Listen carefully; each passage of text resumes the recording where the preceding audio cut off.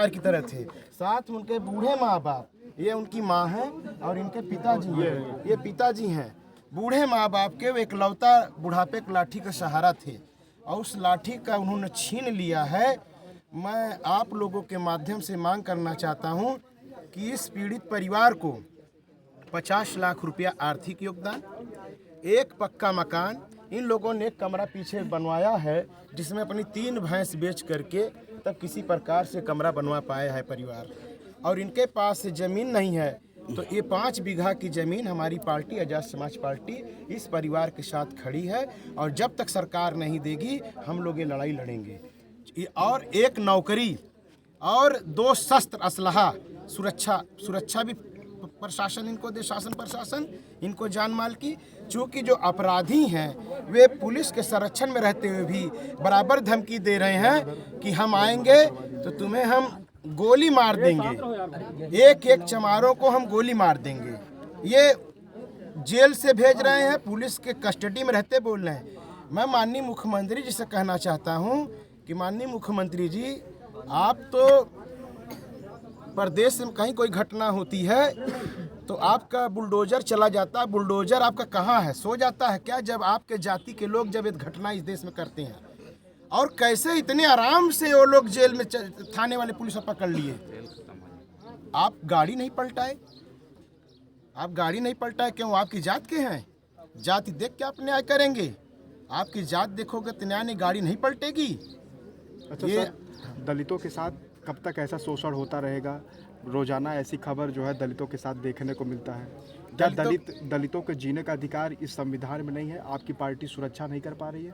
देखिए, दलितों के साथ तो धोखा इसलिए हो रहा, दलितों पिछड़ों सभी के साथ हो रहा, माइनॉरिटी के साथ धोखा का कारण है कि सच्चाई इस बात की कि ये सरकार को पता है, वो बताती तो है वोट के मामले में। सरकार जो ईवीएम से वोट ले रही है।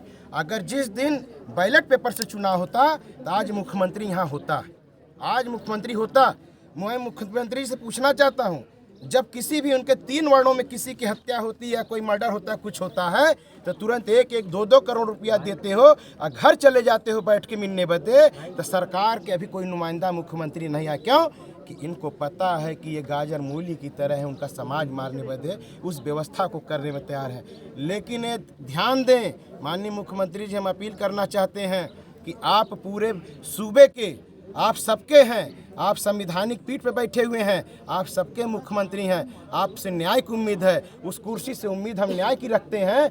आप नौकरी दीजिए इस बेटी को ताकि भरण पोषण हो सके इस परिवार का। अपना ये परिवार भूखमरी की स्थिति पे आ जाएगा अगर ऐसा नहीं होगा। और सुरक्षा आप दें, पुलिस की सुरक्षा दें जब तक के लिए, और असलहा की 2, एक छोटा एक बड़े असलहे की इस बेटी का लाइसेंस करें। इस बेटी चूंकि इसका लाइसेंस हो सकता है, इसका लाइसेंस करें अब बेटी का। अनिल जी, क्या कहेंगे जिस प्रकार से अभी कासगंज में फरवरी में एक 14 वर्षीय दलित बच्ची की हत्या की जाती है, उसके बाद अयोध्या में 22 वर्षीय महिला की हत्या की जाती है, और अब यहाँ पर इन तीनों मामलों को जब कोई एससी का मामला होता है तो उसे प्रेम प्रसंग का एक रूप दे दिया जाता है। इस पर क्या कहेंगे अनिल जी आप? अब देखिए, वो ये जो लोग कौम के बैठे हुए हैं सरकार में, वे हमारे लोगों की जान को मतलब कि कीड़े मकोड़े की तरह समझते हैं।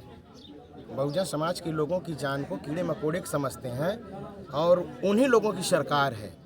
वे निर्दयी टाइप के लोग हैं और जो हरकत कर रहे हैं, आने वाले समय में ये डरें इस चीज़ से, कुदरत से डरें और इन बच्चों पे अगर तरस नहीं खाएंगे तो कुदरत से डरें, नहीं तो इसका खामियाजा बहुत बुरा भोगना पड़ेगा इनको। गरीबों की मसीहा खाए जाने वाले चंद्रशेखर आज़ाद अभी तक नहीं आए। भाई चंद्रशेखर आज़ाद जी, बातचीत हुई भाई से, भाई इस समय अमेरिका में है। भाई कुछ अपने, चूँकि आप जानते हैं कि भाई का संघर्ष है, भाई की रीढ़ की हड्डी में गैप है, कितने mm का गैप है, ये इसी पुलिस प्रशासन ने हमारे आपके संघर्षों के लिए उनके रीढ़ की हड्डी को तोड़ा, नाखूनों को नोच लिया।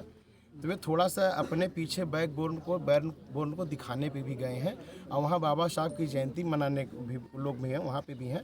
तो भाई मुझे लग रहा है कि 24-25 तारीख के बाद भाई यहाँ आएंगे और मेरी बात हुई है तो भाई यहाँ आएंगे, यहाँ कार्यक्रम। अच्छा, कुछ परिवार वाले ये कह रहे हैं कि अगर न्याय हमको मिल भी जाता है तो दहशत का माहौल ठाकुर इसके बाद भी बनाए रखेंगे। जो ज़मीन मिला है वो कह रहे हैं कि उसको लेने से मना कर रहे हैं क्योंकि वो ठाकुरों का कब्जा किया गया जगह है।